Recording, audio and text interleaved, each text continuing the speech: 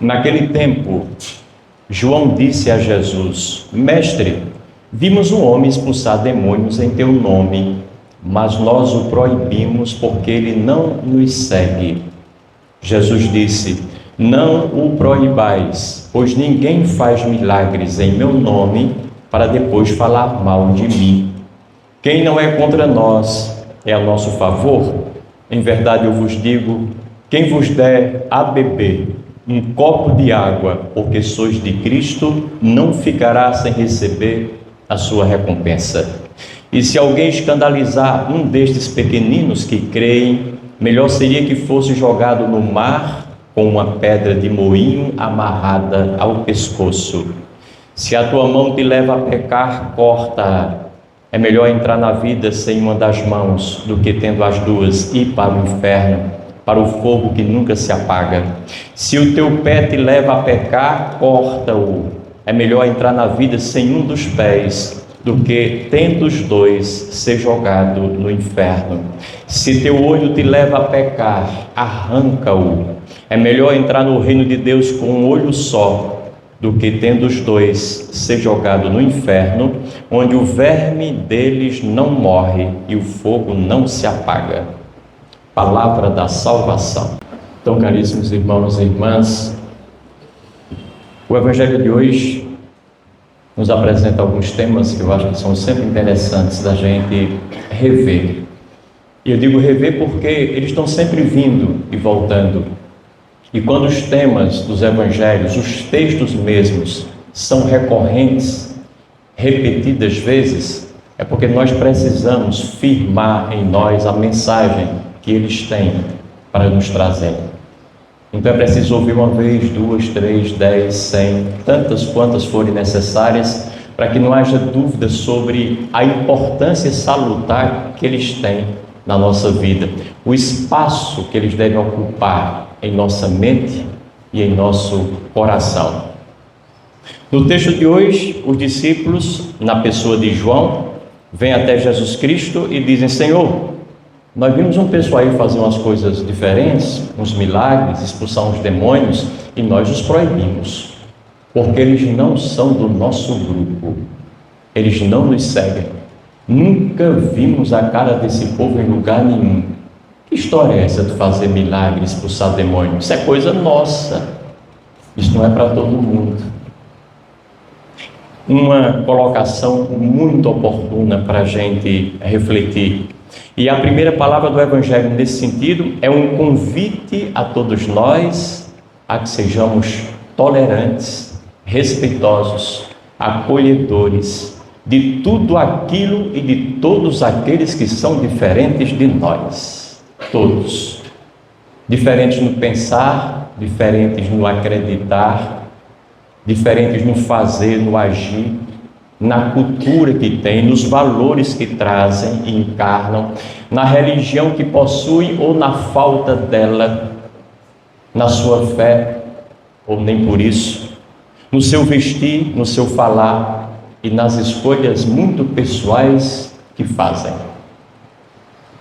Todos recebem o influxo do mesmo Deus.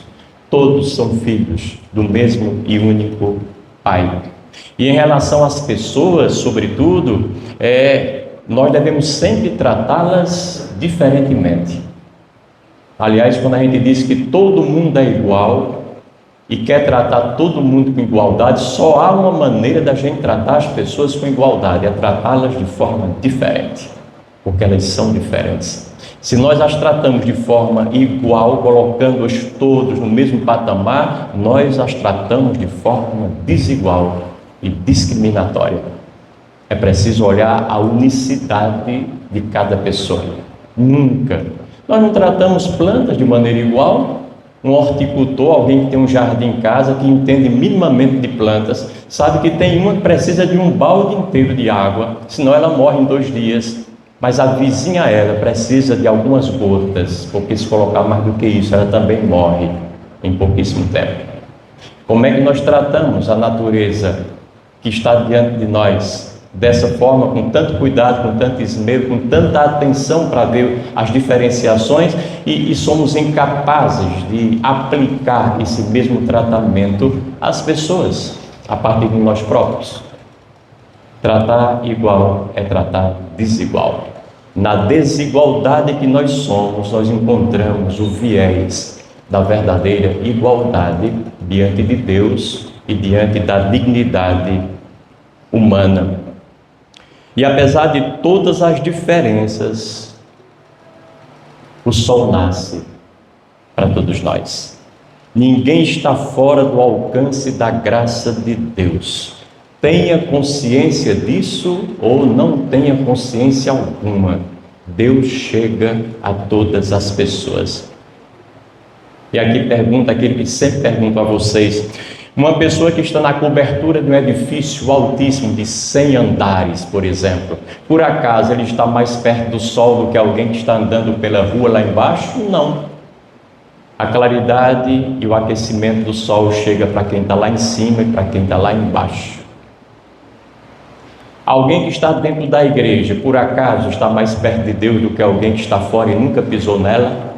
Não. O braço de Deus chega para quem está aqui e chega para quem está lá, igualmente. Eu sinto que isso pode até frustrar uma pessoa que vem muito à igreja, mas não pode ser. Eu venho um tanto à igreja e quer dizer que quem está lá fora também recebe Deus, recebe. Porque se Deus for do tamanho da nossa igreja, ou do tamanho do seu egoísmo, esse Deus não presta absolutamente para nada. Jogue-o fora. A importância de Deus é a sua grandiosidade, de não pensar com a nossa cabeça, de não ter os mesmos valores mesquinhos e limitados que nós temos. E é nessa compreensão que Deus, sendo grande ao extremo, nos permite também engrandecermos, ampliar a nossa vida, melhorar, otimizar aquilo que em nós às vezes é muito pequeno, senão beira as fronteiras da mesquinhez. É preciso dar passos em busca da grandiosidade de Deus. Deus nos atinge fora e dentro. Portanto, Deus não é propriedade privada de ninguém, de nenhum grupo, de nenhum discipulado, de nenhuma instituição, de nenhuma igreja, de nenhuma religião. Aliás, Jesus, quando veio à Terra, ele não veio salvar instituições, ele veio salvar pessoas. Onde quer que havia pessoas, Jesus estava com elas. Ele foi até um crítico muito contumaz da religião da época. Fazia tudo para contrariar determinados princípios e supostos valores encarnados naquela religião judaica, por exemplo. Ele batia forte em alguns preceitos. Então Jesus Cristo não veio salvar a religião coisíssima alguma. Ele veio ao encontro do ser humano. A religião nos serve, a igreja nos ajuda, a igreja é importante à medida em que ela também coincide com esse mesmo objetivo encarnado em Jesus Cristo, quando ela se preocupa com os seres humanos, com as pessoas. Se não se preocupar, ela igualmente está fora do raio de ação de Deus.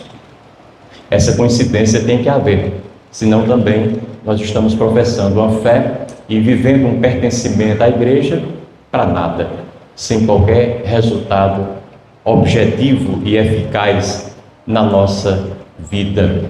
Não sejam elas quais forem, façam elas o que fizerem, pensem elas o que pensarem, Deus veio para elas.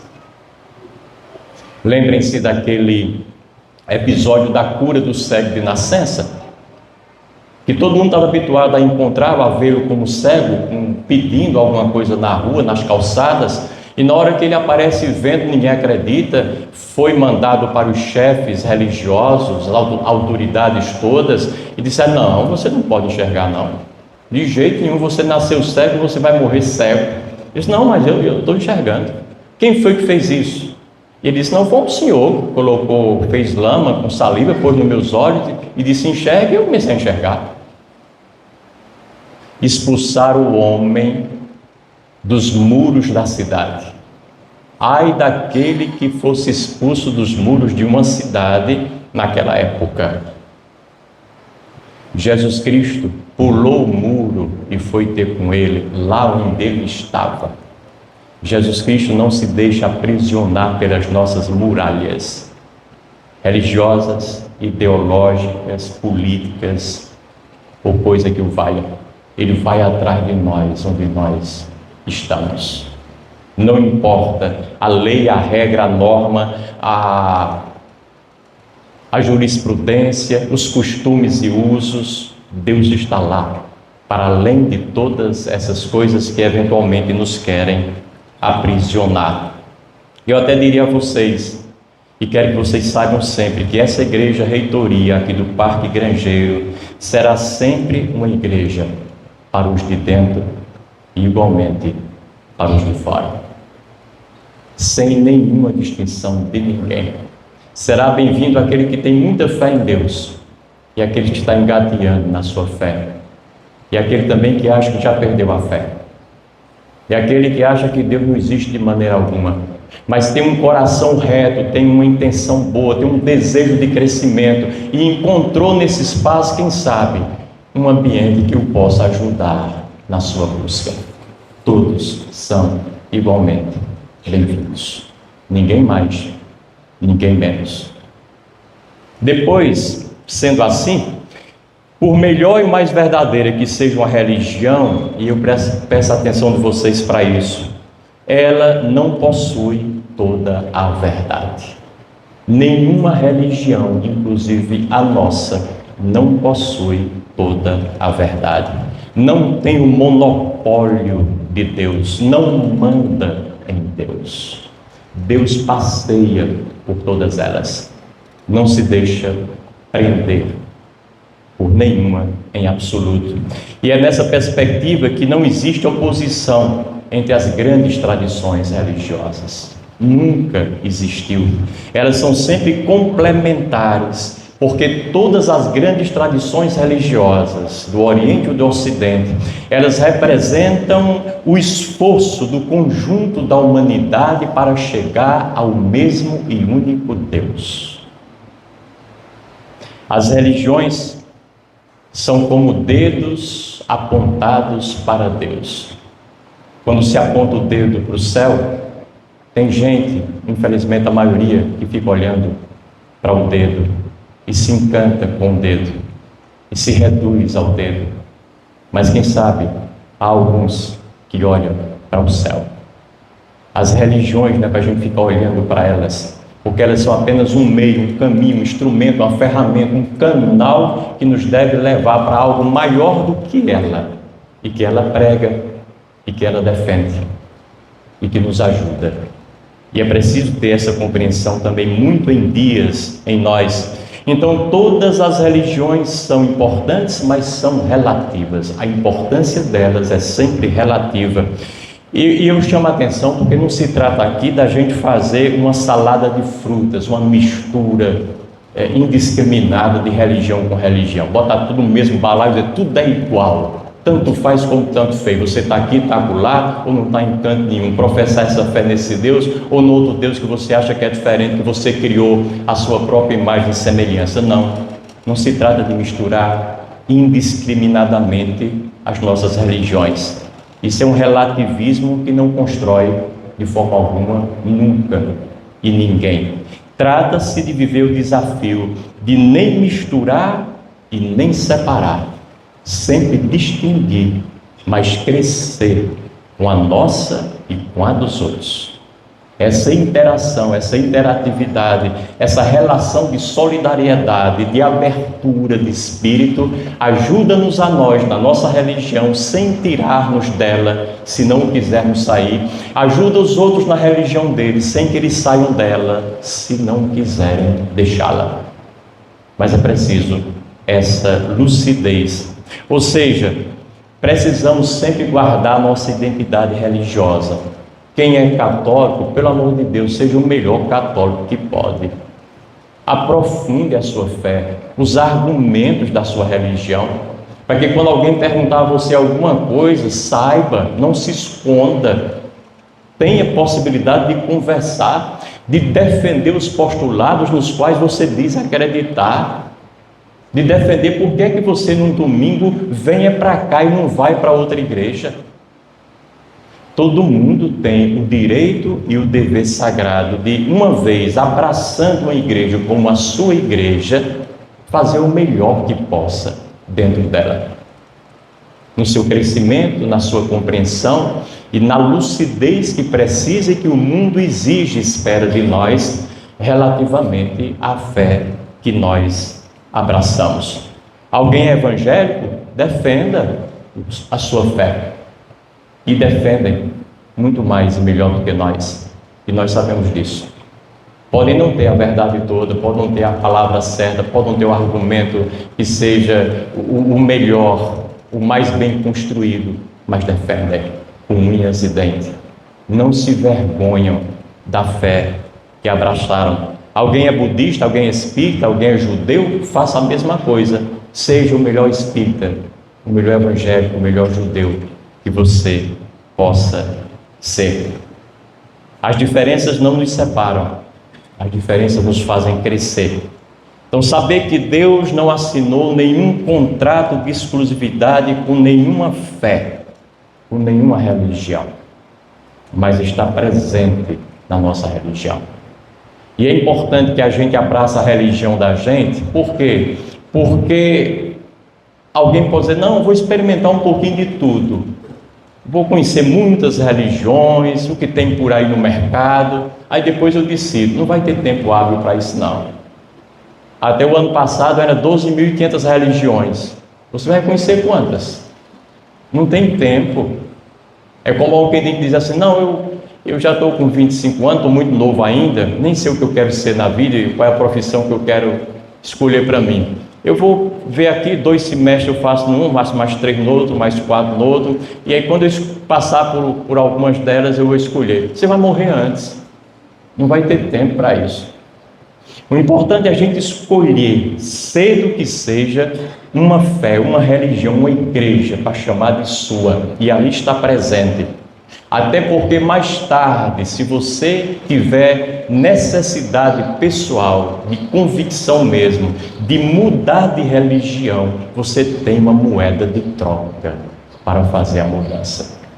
Se você não tem nada, você não tem nada para oferecer, nada para trocar. E é muito importante isso. Do ponto de vista da profissão, hoje nos Estados Unidos, no Canadá, na Europa menos, a Europa é mais tradicionalista e se segura por aí.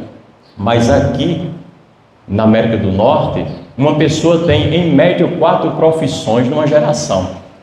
Ele começa como médico com 24, 25 anos, depois de uns 6, 7 anos exercendo a medicina, diz, mas eu sempre gostei de matemática, já tenho um pezinho de meu, eu vou fazer um curso de matemática, vou dar algumas aulas. Aí ele faz matemática por 4 anos, uma licenciatura. Aí depois de uns anos mais, minha mãe sempre falava que seria um bom advogado, ele quem defende as causas sou eu. Aí ele faz direito, e mais tarde termina fazendo filosofia, porque acha que precisa colocar a cabeça em ordem, e vai ser filósofo até o fim da sua vida. Será o melhor filósofo que já houve, porque antes é médico, é matemático e é advogado. Vai somando, se enriquecendo, crescendo, avolumando a sua experiência. Mas é preciso começar por alguma coisa. Então essa ideia de que vou deixar meu filho crescer, depois ele decide se vai se batizar nessa igreja ou noutra. Não faça isso. É um crime contra a criança. Introduza em uma fé, na sua fé de preferência, na fé do pai e da mãe que pode acompanhá-lo, dizer algumas coisas para ele, levá-lo e introduzi-lo à igreja, porque nenhum pai nem uma mãe tem o direito de afastar os filhos pequenos da igreja e da comunidade, porque por mais amor que pai e mãe tenham para com seus filhos, eles não têm amor de igreja, de comunidade, de outras pessoas para dar aos seus filhos. E eles precisam também desse amor. Eles não precisam só do amor caseiro, o amor doméstico. Por mais autêntico e verdadeiro que seja, não chega, não é suficiente. Não faz tudo, não cobre todas as necessidades e apelos do psiquismo e do coração humano. É preciso dar passos, abrir-se cada vez mais. Então, é precisamente aqui que o Senhor nos convida ao respeito pelos outros, pelos que pensam, vivem, creem de forma diferente de nós. Eu já contei para você aquela história do dia de finados, dia dos mortos, quando um chinês vai para o cemitério visitar o túmulo de um ente querido, e do lado dele tem um católico, também muito católico, que vai fazer a mesma coisa. O católico leva uma coroa de flores, umas velas, coloca ali na campa, e do lado ele fica curioso porque o chinês leva um prato de arroz. E vocês veem depois, podem estudar a importância do arroz na cultura chinesa. Eu convivi com uma chinesa na Espanha durante 2 anos e eu sei o que é isso. Ela tinha uma panela de arroz lá elétrica, só para ela, na casa onde a gente vivia, na universidade. E aí o chinês leva um prato de arroz bonito, colorido, enfeitado. O católico, para zombar, não se contém e diz: olha, desculpa, mas você acha que seu defunto vem comer esse arroz? Vem? Ele diz: não, vem sim. Ele vem junto com o seu, quando o seu vier cheirar essas flores. Às vezes a gente acha que os outros são esquisitos, porque são diferentes de nós, e nós somos igualmente esquisitos para eles, porque somos diferentes deles. Na diferença só tem uma coisa, uma regra: respeito. Respeito e nada mais do que isso. Porque ninguém é melhor nem pior, somos apenas distintos. Nas nossas múltiplas e diversas manifestações, nos mais distintos setores e aspectos da nossa vida. Mas tenhamos a nossa fé. Tenhamos a nossa fé. Jean-Yves Leloup é um monge ortodoxo de quem eu gosto muito e tive o prazer de conhecê-lo. Ele dizia que quando esteve na Índia e sempre andava por lá, ele tinha alguém que o acompanhava. Era um homem bom, que mostrava a Índia para ele. E ele estava andando pelas ruas de Calcutá, aquela cidade enorme, cheia de confusão, e gente pedindo e puxando para todo lado, gente solta na rua, mendigando. E um dos senhores estava ali, um mulambo humano, com a mão estendida. Imediatamente o Jair tirou a carteira do bolso, tirou uma nota de $1 e foi colocar na mão daquele homem que pedia. O cicerone dele, o homem que o acompanhava, pegou na mão dele e recolheu e disse: não faça isso não. Não faça isso não, porque ele está cumprindo o karma dele. Se ele está assim sofrendo hoje, quem sabe nas encarnações anteriores ele fez por merecer. Então, se você der alguma coisa a ele, vai estar atrapalhando o karma dele. Jair pensou um pouquinho, depois voltou lá e entregou o $1 na mão do homem e disse: olha, me desculpe, eu vou dar, porque se eu não der, eu vou estar estragando o meu karma, porque eu penso diferente de você. Cada um cumpra o seu karma, cumpra a sua função, cumpra a sua missão, enriqueça-se com a sua religião. Não jogue a sua religião fora, porque apareceu uma mais bonita que está em moda, em voga hoje, e que só falam dela na internet. Abraça aquilo que você sempre abraçou, e só saia disso se tiver uma boa razão muito pessoal para o fazer. Senão você vai se perder completamente num amaranhado de propostas religiosas que, em geral, não levam a lugar nenhum. Abraçar a nossa religião e crescer com ela.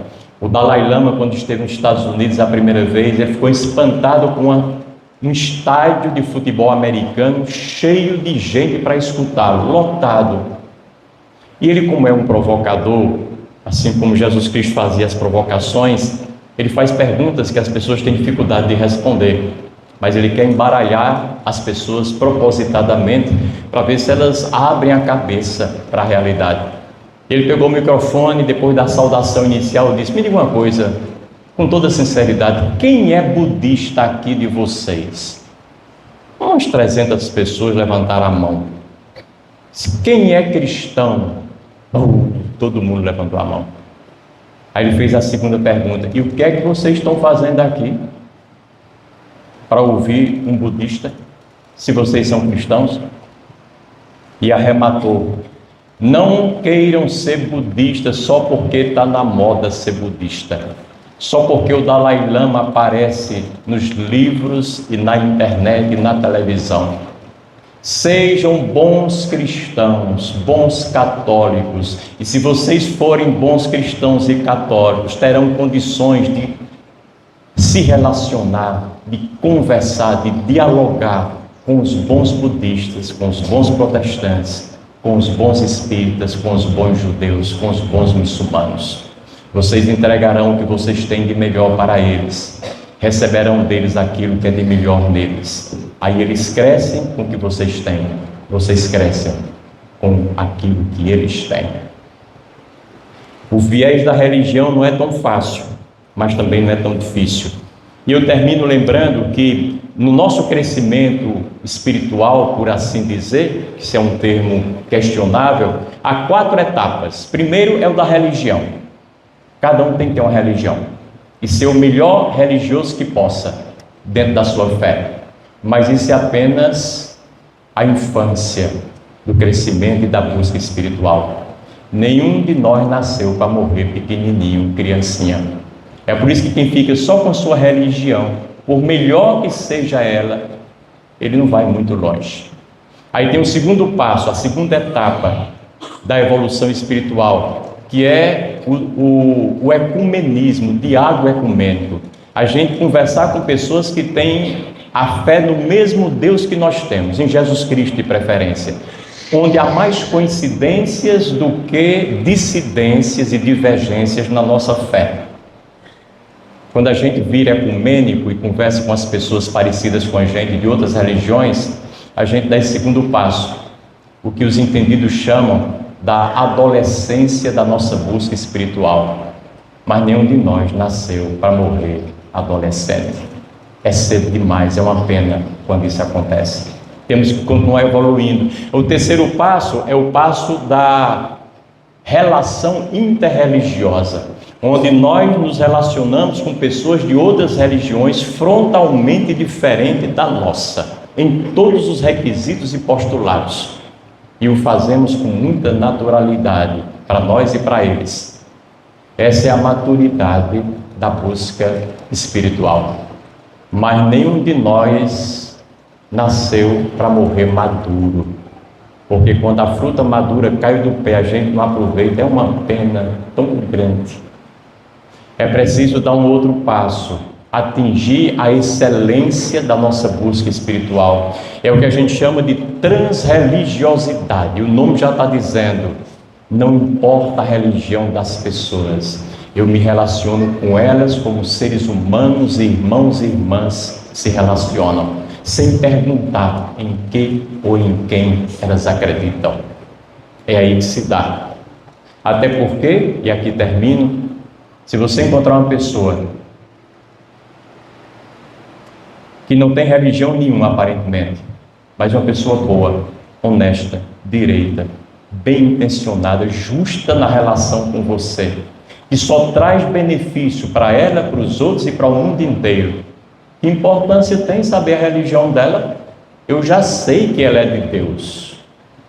Agora, se eu encontrar uma pessoa daquelas que são bem católicas, bem religiosas, para ficar só no nosso campo do catolicismo, bate o sino da igreja, ela está lá dentro, toda comunhão ela comunga, tudo aquilo que acontece está presente, todas as orações e adorações na mesma, mas que não valem cibazol vencido na prática do dia a dia. Então é bom a gente saber e poder dizer para ela um dia que a religião dela, ainda que seja muito pomposa, muito avolumada, que preencha todos os espaços vazios da vida dela, a religião dela e nada são a mesma coisa. A mesma coisa.